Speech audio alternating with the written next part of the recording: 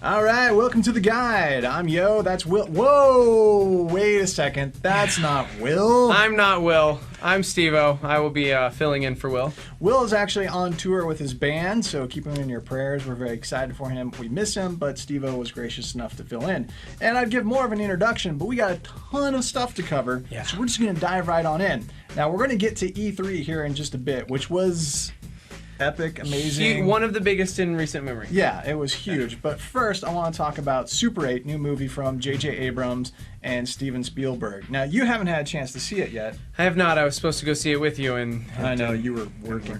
But I will say this: it was one of those movies. Do you remember when you went to the movies as a kid and you had that sense of awe and excitement and the thrill, and you're just like, oh, I'm going to the movies? Do you remember that feeling? It's why I still don't watch trailers to this day. Well, J.J. Abrams and Steven Spielberg somehow recapture that with this movie. I don't know. I don't know how they do it. I don't know what the it factor is, the something that they do that's different, but they really do recapture that in this movie. Do you think the trailer had something to do with it? Because I know before the movie released, J.J. Abrams said that's what they wanted to do. The mystique of the film, they wanted to have that recaptured, which is why in the trailer you don't really know much about what's going on in the movie, because they wanted the element of surprise and to discover it for yourself on the big screen. I think it more has to do with the heart of the movie. I mean, this is a summer blockbuster, no doubt, but it's a summer blockbuster with a lot of heart.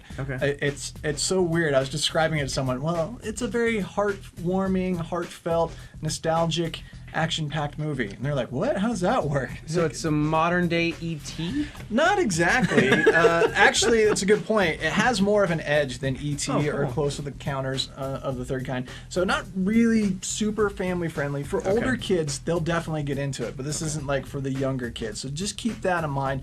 And that's mostly because there's some intense scenes and there's some language from these kids. So not for the younger set, but for older kids, I think they're really going to dig it. And for the kid in all of us, I think it's something that we're really going to enjoy. There was one scene in particular that I found really touching. These characters were talking. One of them lost his mom. And he was saying that his mom had a unique way of looking at him.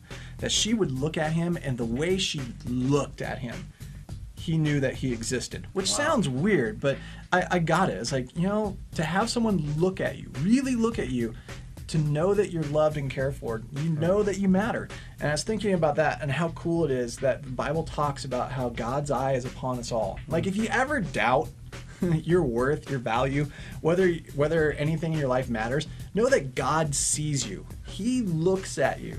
And he loves you. So never doubt that. And it was just such a touching moment. And I think it kind of touched me because I got chills like, God looks at me. Yeah. That's awesome. I will go see that one for sure. So, there are a few parts of the movie that are a little clunky, don't work as well as others. It keeps it from being great, but it's a really good movie. I would give Super 8 a 5 out of 7. So. Wow. All right. Now, moving on to E3, which is why we have Steve-O here. Yes! Let's break it down by the big three, starting off with Microsoft. Oh, man, starting with Microsoft. Okay, well, as someone who has owned the Kinect since pretty much the beginning, I've been waiting and waiting and waiting and pretty much just working out with it because that's all there is to do on it. And waiting for them to finally do something with the Kinect. And I was so pleasantly surprised that Mass Effect 3, Ghost Recon, Future Soldier, a list of Raving Rabbids, which I've actually never played a Raving Rabbids game Raving before. Rabbids. They're hilarious. That was part of Ubisoft's press conference, was this new game. And so the Kinect looks like they're finally taking advantage of the technology. Thank you, Microsoft. It is about time. I would have loved this information a year ago. Kinect Fun Labs, which is available right now, it gives you an idea of what direction they're going in with Kinect, and I agree, Microsoft made me glad I own a Kinect.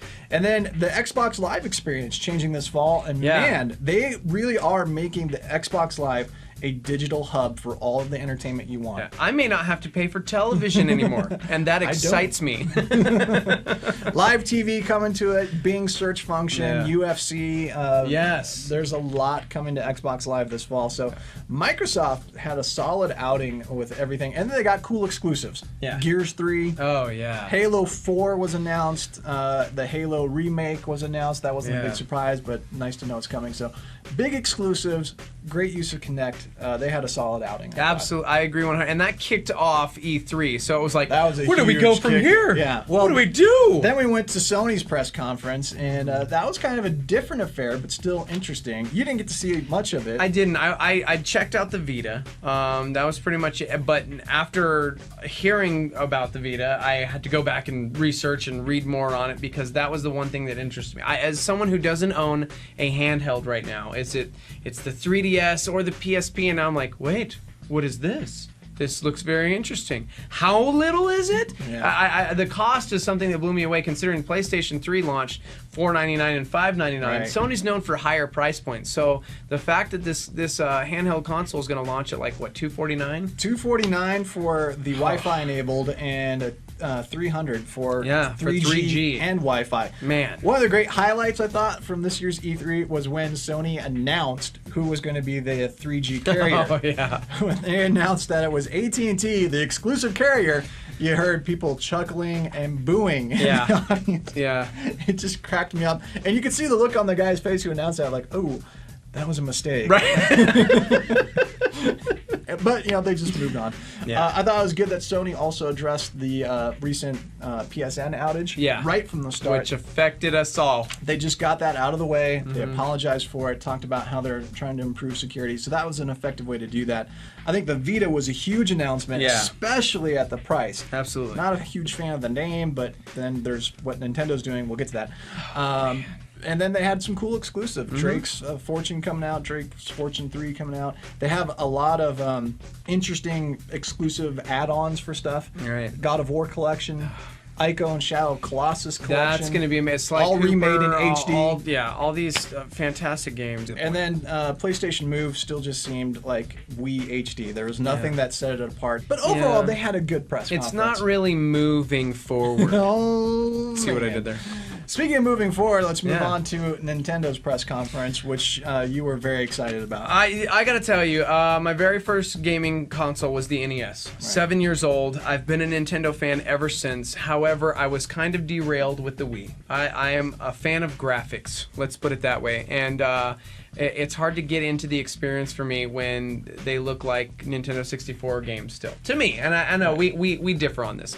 However, I wasn't expecting Nintendo to come out and just blow my mind with the new announcement of a brand new console, for one. Right. But even before we get to that, the Nintendo 3DS. Wow. Luigi's Mansion 2, that was it. Yeah, that's when I said, oh, I need one. Yes, absolutely. The titles Mario Kart 3DS is going to be absolutely fantastic. The new Kid Icarus, they blew my mind already. Before the announcement, I was already floored and stoked for what Nintendo was doing, and then they made their big announcement. Yeah, the Wii U, I'm not a huge fan of the name, but the console idea itself, I think it could change gaming. I think it's going to. It's going to change the face of gaming. If you haven't seen this thing, it is absolutely brilliant. They want to bridge the casual and hardcore market. I think they could possibly actually pull that off. The big thing that they showed off was the controller, which looks like an iPad with a bunch of buttons around it. That's exactly what I said. And it has some amazing applications. Augmented reality, they have a chance to keep playing a game that you were playing on TV on the controller itself if someone else wants to watch baseball or whatever.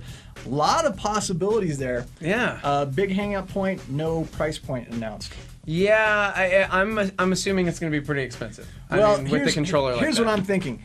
What we learned with the PlayStation 3, people are not going to pay $400 to $500 for a console. Somehow they have to find a way to get to the $300 to $350 at the most range. And if they can't hit that, it's not going to work. Mark my words, it's not going to happen. I just can't. I don't see it with something like the iPad or even the Microsoft or the Galaxy, whatever the tablet is called for them. Those are not cheap. Right. Those are not cheap. The cheapest of the cheap is $500 for one of those. And this, now granted, this was only a 6.2 inch screen, so it's a smallish screen. However, web browsing, a front-facing camera, just everything that is added onto this thing. The controller itself, in my opinion, is probably about $200. Yeah, it'll be interesting to see what they do for price point, but I don't think it's going to fly if they go above $350. And we'll find out next year. It's releasing next year. I'm excited. That's not that far away. And that doesn't even touch on all the games that were there that we didn't get to touch because we weren't there. I know, but thank you EA for making us really, really wish we were there. Yeah, So well, you guys win. So who do you think had the best overall showing?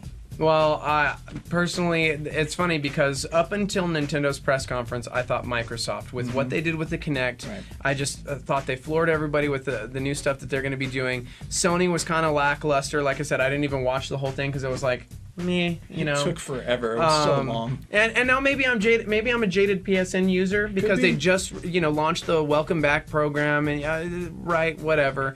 But I really thought Microsoft was going to be hands down the winner, and then Nintendo went and did what they did, and I mean they clearly. I'm saying this to Yo, clearly the winner. Wow. Clearly. I thought Microsoft and Sony were pretty even overall. The push for 3D kind of made me not so excited for what Sony was doing. I agree, Nintendo blew everyone away. Yeah. But with a reserve, I gotta know how much the thing is going to cost. $3.99. Because if it's that, it's not going to work. So there's a fast update on everything that happened at E3. We got full articles on each of the press conferences at HollywoodJesus.com.